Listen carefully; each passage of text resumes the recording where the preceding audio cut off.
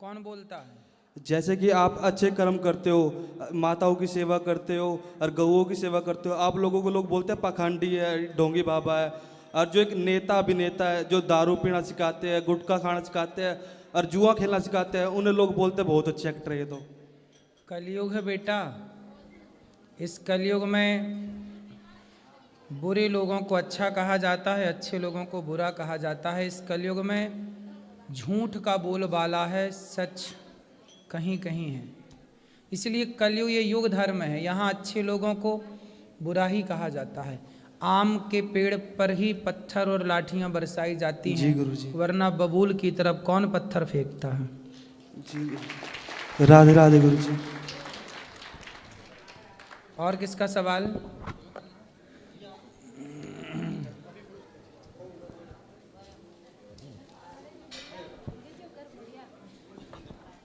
जय श्री नारायण गुरुजी। जी। आपके चरणों में कोट कोट प्रणाम। गुरुजी मेरा प्रश्न ये है कि सेवा भक्ति करते हैं तो दुख क्यों होता है ज़्यादा? दुख क्यों? क्यों जितनी सेवा करते हैं उतनी दुख ज़्यादा होता है? नहीं, ऐसा तो नहीं है। सेवा करने वालों को दुख कहाँ मिलता है। ठीक है, थोड़ा जीवन के किसी पहलू में दुख आ भी जाए, पर सदा दुख ना रहता। सदा ना रहा है, सदा ना रहेगा। ना सुख सदा रहा है, न दुख सदा रहा है। सुख दुख ना बेटा, दुख से घबराना नहीं चाहिए। आप लोग क्या करते हैं, दुख से घबरा जाते हैं। दुख और सुख ऐसे ही आते हैं जैसे दिन आता है फिर रात आती है, रात आती है फिर दिन आ जाता है। 12 घंटे का दिन है तो 12 घंटे की रात है। ऐसे ही यदि जीवन में सुख मिला है तो दुख भी मिलता है ना। तो दुख से घबराना क्यों? जब सुख आता है तब तो आप शिकायत नहीं करते कि हम बहुत सुखी हैं, हमें बहुत दिक्कत हो रही है, इतना सुख क्यों है। सुख से जब दिक्कत नहीं तो फिर थोड़े से दुख से दिक्कत क्यों। इसलिए दुख को भी सहर्ष स्वीकार करना चाहिए और दुख में मजबूत होना चाहिए। ठीक है। यदि हवा ना चले, यदि मौसम में बदलाव ना हो, जब बदलाव मौसम में आता है, तूफान, हवा, बारिश और फसल सारे चीज़ को सहन करती है, तब तो फिर वो किसान के घर फसल पहुंचती है। यदि वो बर्दाश्त ही ना करे, अब देखो सर्दियों में आप घर के अंदर रजाई के अंदर होते हैं, यस, लेकिन गेहूं, चना ये फसल सर्दी में ही होती हैं। ये पूरी सर्दी में बाहर वो सारी सर्दी को सहती हैं। यदि वो ना सहें तो उनके अंदर फिर वो ताकत कैसे आए जो ताकत उनके अंदर है। इसलिए तो सुख दुख सहना है ना, सहो। आपको सहन करना नहीं आता, इसलिए दुख परेशान करता है। आएगा तो दुख भी हंसते हंसते कट जाएगा। ठीक गुरुजी, अब आप ऐसे आशीर्वाद दो कि सदा बिहारी जी के चरणों में सेवा भक्ति मेरा सदा प्रेम बढ़ता रहे। खुश रहो, खुश रहो।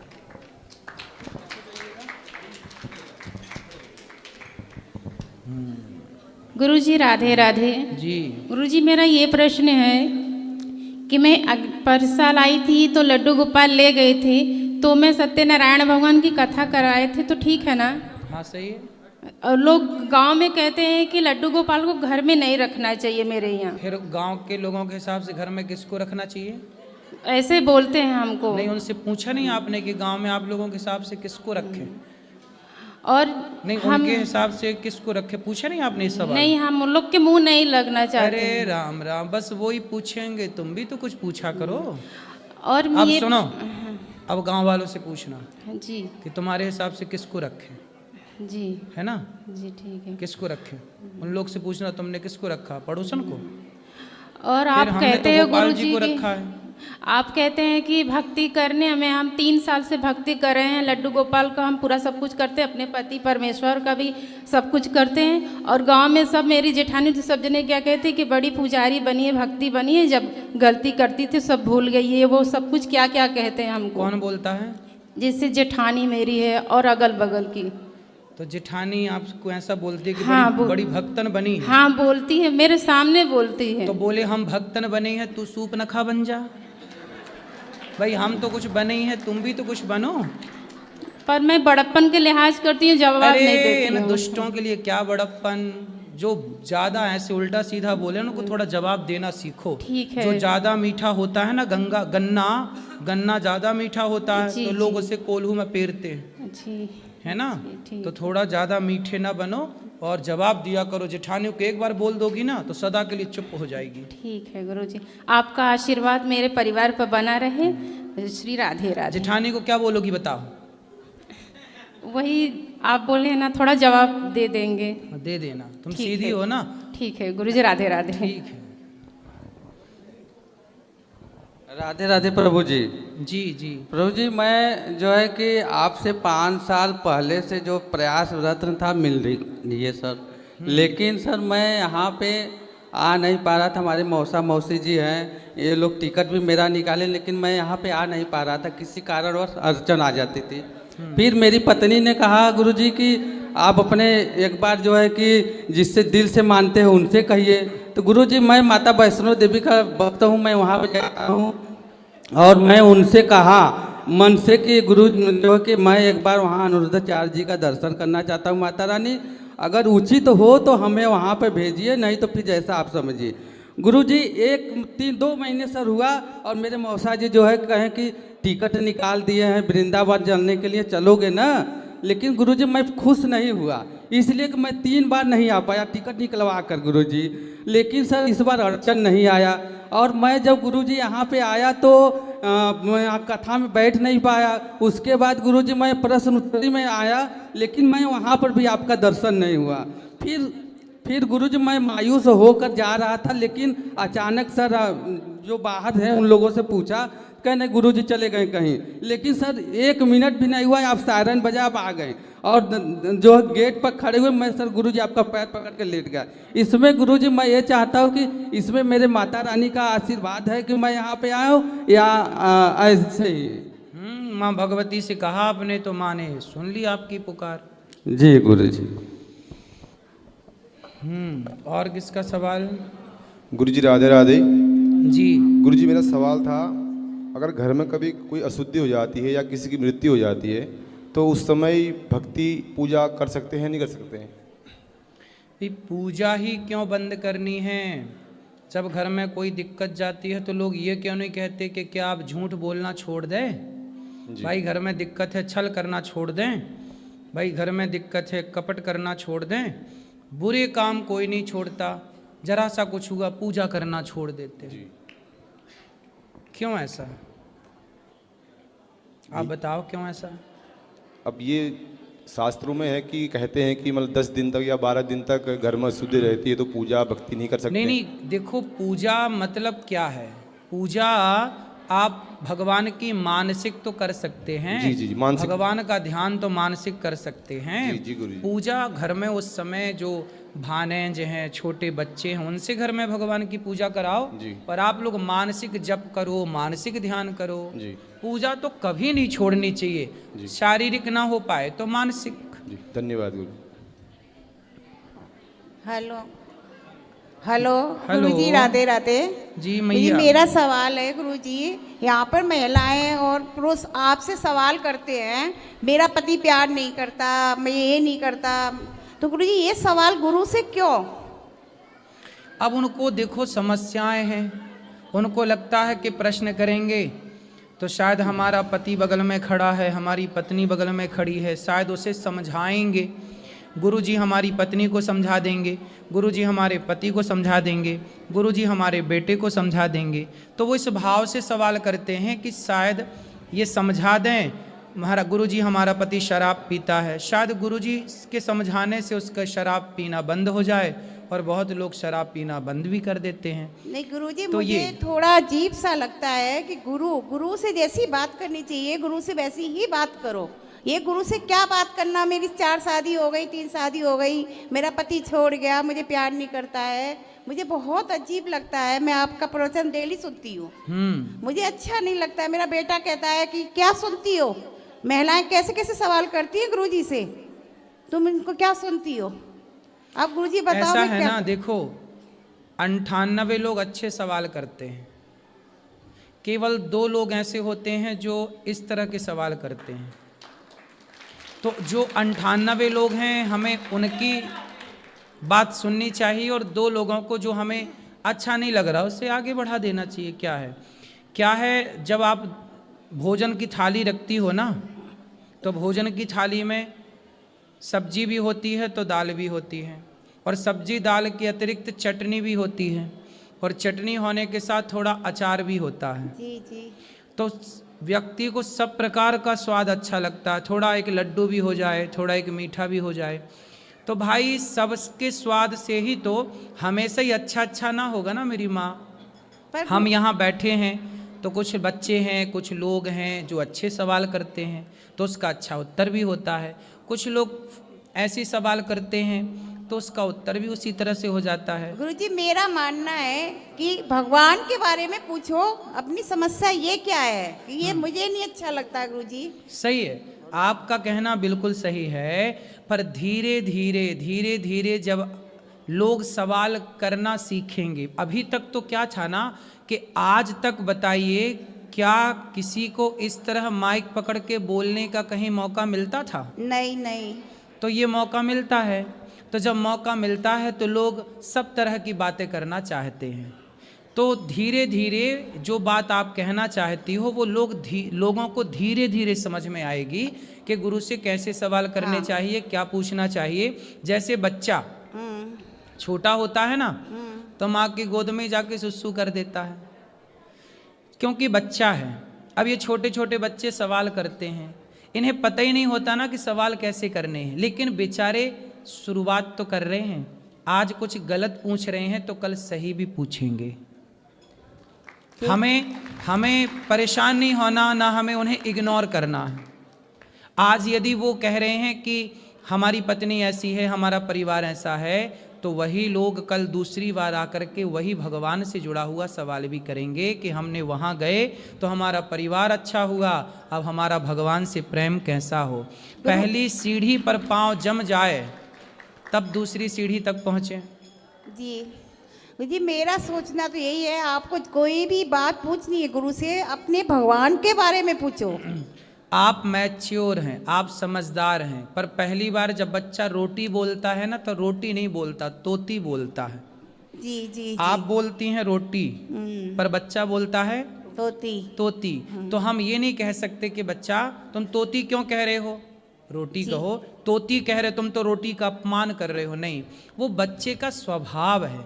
आज तोती कह रहा है ना तो कल रोटी भी कहेगा। पर गुरुजी मेरा यही कहना है, कोई भी आगे से मेरी सबसे प्रार्थना है कि गुरु से इस तरह की बातें ना करें। ठीक है, गुरु से करें, पूजा पाठ इस सब की बातें करें, इस तरह की बातें ना करें। सही है, गुरु है। सही है, सही है।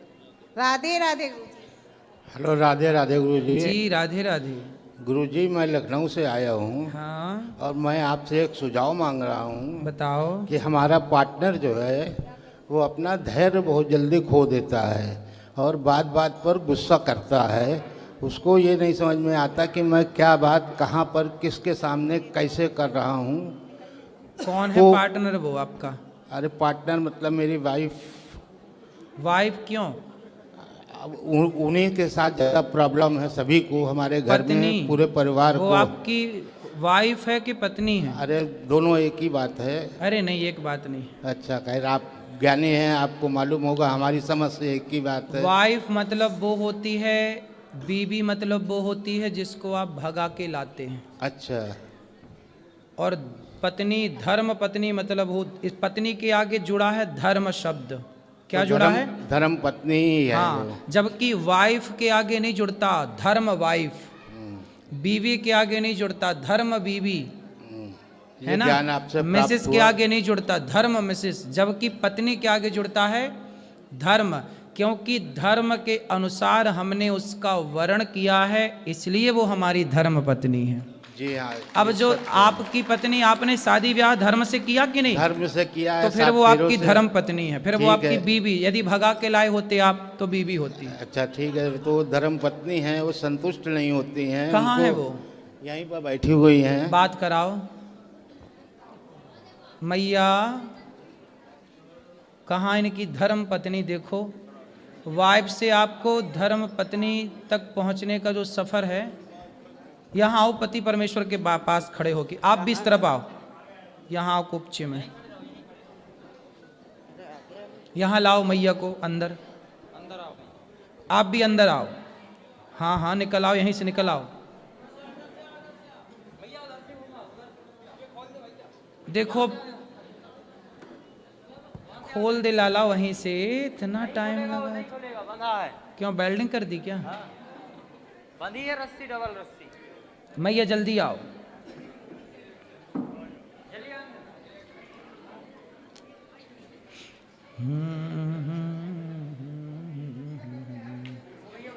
यहीं आ जाइए, यहीं आ जाइए, यहीं। मैया आओ, जल्दी आओ मेरी माँ। कैसी हैं मैया आप? मैया आप बात करो, आप बात करो। कैसी हैं आप? ठीक है। क्या नाम है आपका? शशि गुप्ता। शशि गुप्ता। ये आपके कौन हैं? पति हैं। पति। तो आप इनसे बात नहीं करती? करते हैं, वो मेरी कोई बात नहीं मानते हैं। नहीं मानते? नो। तो आप काहे नहीं मानते इनकी बात? अब बुढ़ापे में तो मान लो कुछ बात अभी तक मारते हैं हमको, बहू है दामाद है, मारते हैं। ये बताइए, हम समझदार हैं, हमारे बच्चे सब समझदार हैं, बेटियां दोनों हमारी, एक प्रोफेसर है और एक जो है तो बैंक में है। सब समझदार हैं, सब पूरे परिवार को समझते हैं, मगर ये नहीं समझती हैं तो आप इतने कि वो बड़े हमारा हैं। परिवार है। और ये इनकी नाजायज़ बातें कैसे कोई मान ले?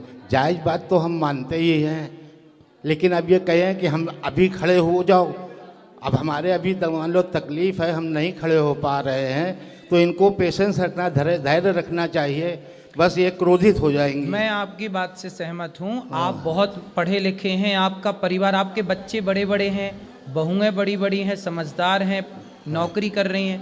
आप अपनी पत्नी को मारते हैं? मारने का कारण यही है कि आदमी कब तक बर्दाश्त करेगा। एक सीमा होती है बर्दाश्त करने की, ठीक है, और वो सीमा ऐसी हो जाती है कि सीमा से भी पार हो जाता है, तब क्रोध आता है, और क्रोध में आदमी क्या कर सकता है ये तो आप भी समझते हैं। यहाँ तक कि आत्महत्या तक मैं करने की कोशिश कर चुका हूँ इन्हीं की वजह से।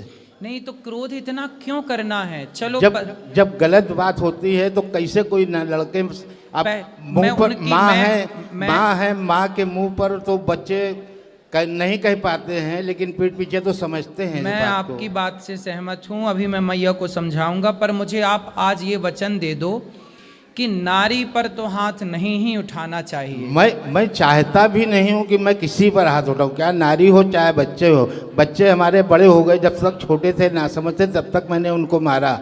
अब मैंने कभी उन बच्चों पर कभी हाथ नहीं उठाया, आज 20 साल से ज़्यादा हो गया है। बच्चों पे हाथ उठाना छोड़ दिया है तो पत्नी पे भी? पत्नी पर भी नहीं उठाता हूँ, लेकिन वही है ना कि इतना क्रोध दिला देती हैं। जब आपको गुस्सा आए ना, हाँ, तो आप एक उंगली उठाओ, इसको ऐसे उठाओ, इसको यहाँ रखो। वो करता हूँ। हाँ। दिन भर में अगर ये 100 बार बोलेंगी तो मैं 80 बार 70 बार जो है चुप रहता हूँ। अच्छा। लेकिन 30 बार तो बोलना ही पड़ जाता है कि कैसे क्या करे। मैया बात करो। मैया काहे ऐसा बोलती हो कि ये देखो चुप नहीं रह पाते? आप ही चुप रह लो।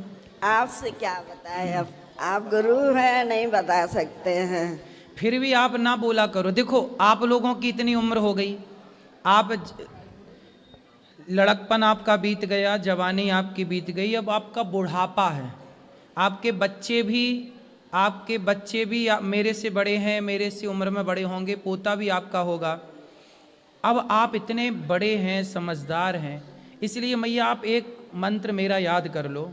किसी भी परिस्थिति में अब आप हर कुछ भी हो, आप ये समझो कि जो है सब ठीक है, भगवान का नाम बोलो, आप कुछ भी मत बोलो। मैं तो यही करती हूँ, कुछ भी मत बोलो। मैं आप ही दिन भर कथा सुनती हूँ, आप ही उसमें रहती हूँ। अब कुछ भी नहीं बोलोगी आप। हाँ। जब आप कुछ भी नहीं बोलोगी तो इन्हें गुस्सा नहीं आएगा, जब इन्हें गुस्सा नहीं आएगा तो ये आप पर हाथ नहीं उठाएंगे।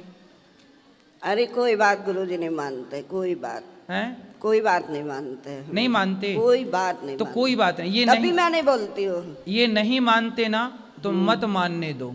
बहू का पक्ष लेंगे, बेटियों का पक्ष लेंगे, बस हम ही को मारे पीटेंगे, ये गलत बात है ना। अब ये कह रही हैं कि बहू का पक्ष लेते हैं, बेटी का पक्ष लेते हैं। क्या वो समझदार नहीं है? क्या वो ये नहीं जानते कि हमारी माँ सही है या गलत है? अरे भगवान, अब ये उम्र ये डिसाइड करने की नहीं है कि सही है कि गलत तो है। वो जब माँ सही ही होती है, माँ गलत नहीं होती। माँ कैसे गलत हो जाएगी? ऐसा कौन सा ये काम करती है? माँ तो सही होती है, लेकिन माँ का व्यवहार, जैसे आपके यहाँ पर इतनी माएँ आती हैं, तो कभी आपने माँ से ये नहीं पूछा कि आपने ऐसा व्यवहार क्यों किया जो आपको लड़कों ने निकाल दिया? कुछ माँ का व्यवहार भी तो गलत होता है। अच्छा, जिसकी वजह से बच्चे प्रताड़ित होकर निकाल देते हैं। माँ का व्यवहार कितना भी गलत हो, लेकिन बच्चों को ये अधिकार तो नहीं है कि वो अपनी माँ को लात मारें या थप्पड़ मारें। लात नहीं मारते, थप्पड़ नहीं मारते हैं, ये गलत है। उन्होंने कभी नहीं मारा, हमेशा इन्हीं को शांत किया है। जो गौरी गोपाल आश्रम में वृद्ध माएँ रहती हैं ना,